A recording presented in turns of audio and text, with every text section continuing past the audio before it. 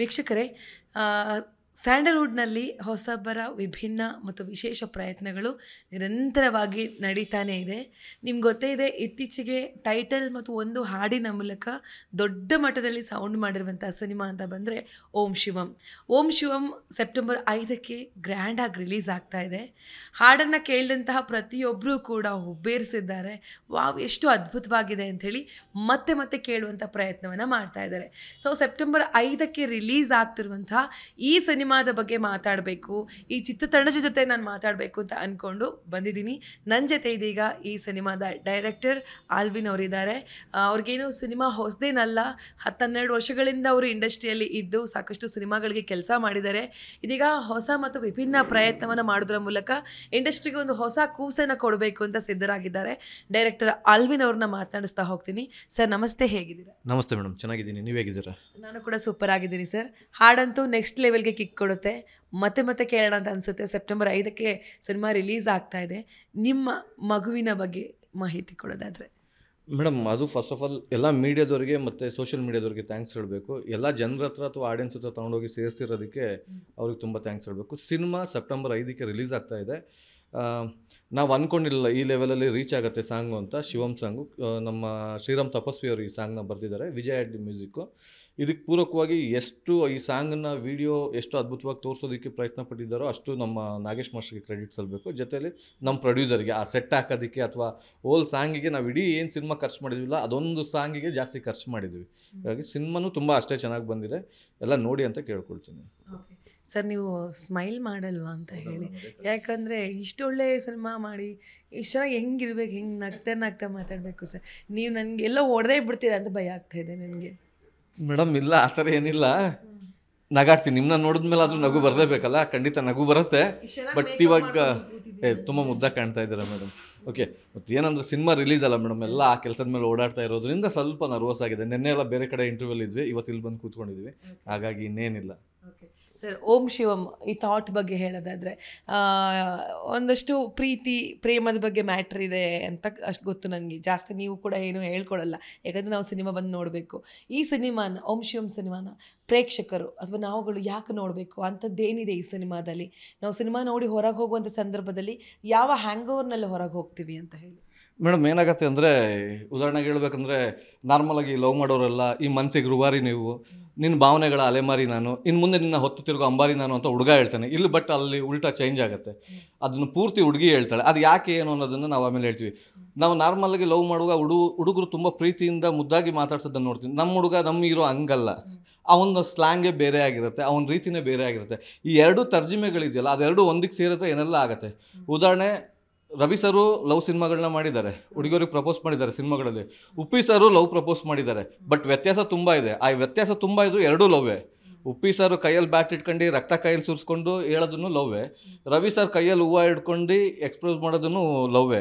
But ಈ same ಇದ್ರೊಳಗೂ ಈ ಹುಡುಗಿ ಮತ್ತು ಹುಡುಗನ ಮಧ್ಯದಲ್ಲಿರುವಂಥ ವ್ಯತ್ಯಾಸ ಇದೆಯಲ್ಲ, ಇಲ್ಲಿ ಹುಡುಗಿ ರೀತಿಯಲ್ಲಿ ಏನೆಲ್ಲ ಥಿಂಕ್ ಮಾಡ್ಬೋದು ಅಥವಾ ಹುಡುಗನ ರೀತಿಯಲ್ಲಿ ಏನೆಲ್ಲ ಥಿಂಕ್ ಮಾಡ್ಬೋದು, ಅದ್ರ ಜೊತೆಯಲ್ಲಿ ಪ್ಲೇ ಆಗೋವಂಥ ಕಥೆ ಆಗಿರುತ್ತೆ. ನಿಮ್ಗೆ ಥಿಯೇಟ್ರಲ್ಲಿ ನೋಡುವಾಗಲೂ ಅದೇ ವಿಜುವಲ್ ಮತ್ತು ಮಜಾ ಅದೇ ಸಿಗುತ್ತೆ.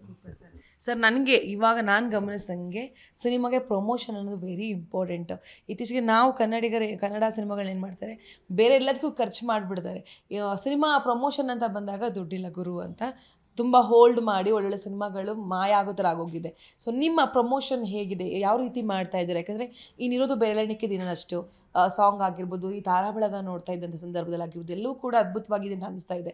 ಸೊ ಪ್ರಮೋಷನ್ ಹೇಗೆ ಮಾಡಬೇಕು ಅಂದ್ಕೊಂಡಿದ್ದೀರಾ? ಮೇಡಮ್, ಪ್ರಮೋಷನ್ ನಾವು ನಮ್ಮದೇ ಆದ ರೀತಿಯಲ್ಲಿ ಒಂದಿಷ್ಟು ಪ್ಲ್ಯಾನ್ ಮಾಡಿದ್ವಿ, ನಾನು ಮತ್ತು ಪ್ರೊಡ್ಯೂಸರು ಅಥವಾ ನಮ್ಮ PR ಆಗಿರ್ಬೋದು, ಹೀರೋಯಿನ್ ಎಲ್ಲ ಕೂತ್ಕೊಂಡು ಆಲ್ಮೋಸ್ಟ್ 2 ಪ್ರೆಸ್ ಮೀಟ್ ಮುಗಿಸಿದ್ವಿ. ಇನ್ನೊಂದು ಟ್ರೈಲರ್ ಲಾಂಚ್ ಪ್ರೆಸ್ ಮೀಟ್ ಇದೆ. ಮತ್ತು ಆಲ್ ಓವರ್ ಕರ್ನಾಟಕ ಕೆಲವು ಕಾಲೇಜ್ಗಳನ್ನ ವಿಸಿಟಿಂಗ್ ಪ್ಲಾನ್ ಮಾಡಿದ್ವಿ. ಇವಾಗ ಆಲ್ರೆಡಿ ನೆಕ್ಸ್ಟ್ ವೀಕಿಂದ ಪ್ಲಾನ್ ಮಾಡ್ಕೊಳ್ತಿದ್ವಿ. ಜೊತೆಲಿ ಸೋಷಿಯಲ್ ಮೀಡಿಯಾ ಆ್ಯಸ್ ಯೂಶ್ವಲಿ ಬಿಟ್ಟು ಈ ಕಥೆಯ ಪೂರಕವಾಗಿ ಏನು ಸಂಬಂಧ ಇದೆ ಸ್ಟ್ರೀಟ್ ಪ್ಲೇಗಳನ್ನ ಮಾಡೋಣ ಅಂತ ಒಂದಿಷ್ಟು ಪ್ಲಾನ್ ಮಾಡ್ಕೊಂಡಿದ್ವಿ. ನಾವು ಇವಾಗ ರವೀಂದ್ರ ಕಲಾಕ್ಷೇತ್ರ, ನಾನು ಬೇಸಿಕಲಿ ಥಿಯೇಟರ್ ಬ್ಯಾಕ್ಗ್ರೌಂಡ್ ಆಗಿರೋದ್ರಿಂದ ನಮ್ಮ ಕಥೆನೂ ಅಷ್ಟೇ ಈ ಪ್ರಸ್ತುತ ಸಮಾಜದಲ್ಲಿ ಏನೆಲ್ಲ ನಡೀತಾ ಇದೆ, ಆನ್ಲೈನ್ ಮಾಫಿಯಾ ಆಗಿರ್ಬೋದು ಅಥವಾ ಡ್ರಗ್ಸ್ ಆಗಿರ್ಬೋದು, ಈ ವಿಷಯನ ಇಟ್ಕೊಂಡು ಒಂದಿಷ್ಟು ಸ್ಟ್ರೀಟ್ ಪ್ಲೇಗಳನ್ನ ಪ್ಲಾನ್ ಮಾಡಿದ್ವಿ ಕೆಲವು ಕಾಲೇಜ್ ಕ್ಯಾಂಪಸ್ಗಳಲ್ಲಿ. ಈ ಮುಖಾಂತರ ಹೊಸ ರೀತಿಯಲ್ಲಿ ಏನಾದರೂ ಒಂದು ಪ್ರಮೋಷನ್ ಐಡಿಯಾ ಮಾಡೋಣ ಅಂತ ಪ್ಲಾನ್ ಮಾಡ್ತಾ ಇದ್ದೀವಿ. ತಾರಾಬಳಗದ ಬಗ್ಗೆ ಹೇಳೋದಾದರೆ, ಯಾರೆಲ್ಲ ಈ ಸಿನಿಮಾದಲ್ಲಿ ಇದ್ದಾರೆ, ಎಷ್ಟು ಫೈಟ್ಗಳಿರುತ್ತೆ, ಎಷ್ಟು ರೊಮ್ಯಾನ್ಸ್ ಇರುತ್ತೆ, ಎಷ್ಟು ಹಾಡುಗಳಿರ್ತವೆ, ಜೊತೆಗೆ ಎಲ್ಲೆಲ್ಲಿ ಶೂಟಿಂಗ್ ಮಾಡಿದ್ದೀರಾ, ಎಲ್ಲ ಮಾಹಿತಿಯನ್ನು ಹಂಚ್ಕೊಳ್ಳೋದಾದರೆ?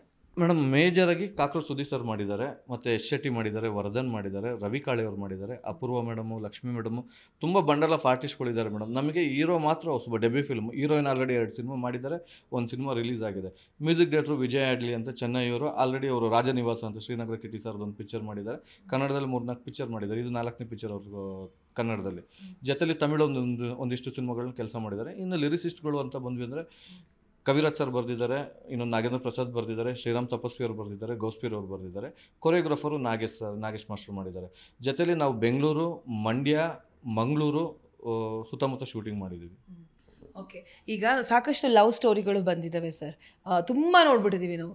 ಈ ಸಿನಿಮಾ ಆ ಎಲ್ಲ ಸಿನಿಮಾಗಳಿಗೆ, ಓಂ ಶಿವಂ ಸಿನಿಮಾ ಆ ಎಲ್ಲ ಸಿನಿಮಾಗಳಿಗೆ ಹೇಗೆ ವಿಭಿನ್ನವಾಗಿ ನಿಲ್ಲುತ್ತೆ ಅಂತ ಹೇಳಿ? ಮೇಡಮ್, ಅದು ಏನು ಹೇಳ್ತಾರೆ ಅಂದರೆ ಎತ್ತೋರಿಗೆ ಹೆಗ್ಣನು ಮುದ್ದು ಅಂತ ಹೇಳ್ತಾರೆ. ನಾನು ಏನಾದರೂ ಹೇಳಿದ್ರೆ ಜಾಸ್ತಿ ಆಗಿಬಿಡುತ್ತೆ ಅದು. ಹಾಗಾಗಿ ಅಷ್ಟು ಹೇಳೋಕ್ಕೋಲ್ಲ. ಅದು ಸಿನಿಮಾದಲ್ಲಿ ನೋಡೋದ್ರೆ ಮಜಾ. ಒಂದು ಮಾತ್ರ ಹೇಳೋಕ್ಕೆ ಇಷ್ಟಪಡ್ತೀನಿ, ನಾವು ರೆಗ್ಯುಲರ್ ಏನು ಸಿನಿಮಾ ಲವ್ ನೋಡ್ತೀವಲ್ಲ ಅದು ಬಿಟ್ಟು ಬೇರೆ ಏನೋ ಹೊಸ್ದಾಗಿ ಹೇಳೋಕ್ಕೆ ಹೋಗಿದ್ದೀವಿ. ಉದಾಹರಣೆ ಮೇಡಮ್, ನಿಮ್ಮ ಲೈಫಲ್ಲೇ ಅಂದ್ಕೊಳ್ಳಿ, ನಿಮ್ಮನಿಗೆ ತುಂಬ ಬೇಕಾಗಿರೋಂಥ ಒಬ್ಬ ವ್ಯಕ್ತಿ ಇದಕ್ಕಿದ್ದಾಗೆ ತೀರೋಗ್ಬಿಟ್ರು ಅಥವಾ ಕಣ್ಣಿಗೆ ಕಾಣಿಸಿಲ್ಲ ಅಂದರೆ ನಿಮಗೆ ಏನಾಗುತ್ತೆ? ಅದೊಂದು ಫೀಲ್ ಆಗುತ್ತೆ. ಅಥವಾ ಅವ್ನು ಮರೆ ಆಗಿಬಿಟ್ಟಿದ್ದಾನೆ ಅಂದರೆ ನಿಮಗೊಂದು ದುಃಖ ಇರುತ್ತೆ. ಇನ್ ಕೇಸ್ ಒಂದು 10 ವರ್ಷ ಬಿಟ್ಟು ಅವ್ನು ಎದುರುಗಡೆ ಬಂದರೆ ಏನು ಅನ್ಸುತ್ತೆ ನಿಮಗೆ? ಅಷ್ಟೆಲ್ಲ ಕತೆ ಒಳಗಡೆ ಅಷ್ಟೆಲ್ಲ ನಡೆಯುವಂಥ ಚಿತ್ರ ಇದು. ಹಾಗಾಗಿನೇ ಸ್ವಲ್ಪ ಎಕ್ಸ್ಪೆಕ್ಟೇಷನ್ ಮಾಡ್ಬೋದು. ಇಂಟ್ರೋಲ್ ಬ್ಲಾಕ್ ಆಗಿರ್ಬೋದು ಅಥವಾ ಕ್ಲೈಮ್ಯಾಕ್ಸ್ ಎಪಿಸೋಡ್ ಆಗಿರ್ಬೋದು, ಇದೆಲ್ಲ ಎಕ್ಸ್ಪೆಕ್ಟೇಷನಲ್ಲೇ ಹೋಗುತ್ತೆ. ಫೈನಲಿ ಆಗಸ್ಟ್ 5ಕ್ಕೆ, ಸೆಪ್ಟೆಂಬರ್ 5 ಸಾರಿ, ಫೈನಲಿ ಸೆಪ್ಟೆಂಬರ್ 5ಕ್ಕೆ ಗ್ರ್ಯಾಂಡಾಗಿ ಬರ್ತಾ ಇದ್ದೀರಾ. ಸೊ ದಿನಗಳಿದ್ದಾವೆ, ಚೆನ್ನಾಗಿ ಪ್ರಮೋಷನ್ ಮಾಡ್ಕೊಬಹುದು. ಜನರಿಗೆ ಥಿಯೇಟ್ರ್ನಲ್ಲೇ ಬಂದು ಸಿನಿಮಾ ನೋಡಬೇಕು, ಬೇರೆ ಎಲ್ಲೂ ಕಾಯಬಾರ್ದು. ನಿಮ್ಮ ಕಡೆಯಿಂದ ಒಂದು ರಿಕ್ವೆಸ್ಟ್. ಮೇಡಮ್, ನಾನೇನು ಹೇಳೋದಂದರೆ, ಆಲ್ರೆಡಿ ಇವಾಗ ಒಂದಿಷ್ಟು ಕನ್ನಡ ಸಿನಿಮಾಗಳು ಚೆನ್ನಾಗಿ ಹೋಗ್ತಾ ಇದೆ. ಇವಾಗ ನಾವು ರಾಜ್ವಿ ಶೆಟ್ಟಿ ಸರ್ದಾಗಿರ್ಬೋದು ಅಥವಾ ಎಕ್ಕ ಆಗಿರ್ಬೋದು, ಮಾದೇವ ಆಗಿರ್ಬೋದು, ಜೊತೆಲಿ ಹೊಸಬ್ರು ಸಿನಿಮಾ ಬಂದೂಕ್ ಅಂತ ಒಂದು ಸಿನಿಮಾ ತುಂಬ ಅದ್ಭುತವಾಗಿ ಮಾಡಿದ್ದಾರೆ. ಈ ಎಲ್ಲ ಸಿನಿಮಾಗಳಿಗೆ ಸಿಕ್ಕಂಥ ಪ್ರೋತ್ಸಾಹ ಮತ್ತು ಪ್ರಮೋಷನ್ ಆ ಸಿನಿಮಾಗೆ ಸಿಗ್ತಾ ಇಲ್ಲ. ಸಿನಿಮಾ ನೋಡಿ ಅದೇ ರೀತಿಯಲ್ಲೇ ನಮ್ಮದು ಒಂದು ಸಿನಿಮಾ, ಇದನ್ನು ಒಂದು ಕಂಟೆಂಟ್ ಬೇಸ್ ಸಬ್ಜೆಕ್ಟ್ ಮಾಡಿರೋಂಥ ಸಿನಿಮಾ. ಅಥವಾ ಇಲ್ಲೇನೋ ಒಂದು 10 ಕೋಟಿ 20 ಕೋಟಿ ಹಾಕಿ ಖರ್ಚು ಮಾಡಿರೋ ಸಿನಿಮಾ ಅಲ್ಲ. ಸಣ್ಣ ಬಜೆಟಲ್ಲಿ ದೊಡ್ಡ ಕನಸುಗಳನ್ನ ಕಂಡಿದ್ದೀವಿ. ನಿರ್ಮಾಪಕರಾಗಿರ್ಬೋದು, ಹೀರೋ ಆಗಿರ್ಬೋದು, ಒಂದು ನನ್ನ ಇಡೀ ಟೆಕ್ನಿಷಿಯನ್ಸ್ ಟೀಮ್ನ ಅದ್ಭುತವಾಗಿ ಸಾಂಗ್ಸ್ಗಳು ಮೂಡ್ ಬಂದಿದೆ. ಪಿಕ್ಚರೈಸು ಅಷ್ಟೇ ಅದ್ಭುತವಾಗಿ ಬಂದಿದೆ. ನೀವೆಲ್ಲ ಬಂದು ಮತ್ತೊಂದು ಸತಿ ಹೊಸಬ್ರು ಸಿನಿಮಾಗೆ ಪ್ರೋತ್ಸಾಹ ಕೊಟ್ಟರೆ ನನ್ನಂಥ ಹೊಸ ಡೈರೆಕ್ಟರ್ಗಳಿಗೆ ಅಥವಾ ಹೊಸ ಪ್ರೊಡ್ಯೂಸರು, ಹೀರೋಗಳಿಗೆ ಇನ್ನೊಂದಿಷ್ಟು ಸಿನಿಮಾಗಳನ್ನ ಮಾಡೋದಕ್ಕೆ ಅಥವಾ ಇಂಡಸ್ಟ್ರಿ ಇನ್ನೊಂದು ಸ್ವಲ್ಪ ಬೆಳೆಯೋದಕ್ಕೆ ಅಥವಾ ಇಂಡಸ್ಟ್ರಿಯಲ್ಲಿ ಬರೋರಿಗೆ ಒಂದಿಷ್ಟು ದಾರಿದೀಪ ಆಗುತ್ತೆ. Okay sir, thank you so much. All the best. 100% ಜನ ನಿಮ್ಮ ಸಿನಿಮಾನ ಒಪ್ಪುತ್ತಾರೆ ಅನ್ನೋ ಒಂದು ಭರವಸೆ ಇದೆ ನಿಮ್ಮ ಮಾತುಗಳನ್ನು ಕೇಳಿದರೆ. ಆಲ್ ದಿ ಬೆಸ್ಟ್ ಸರ್ ನಿಮಗೆ. Thank you so much madam. Thank you.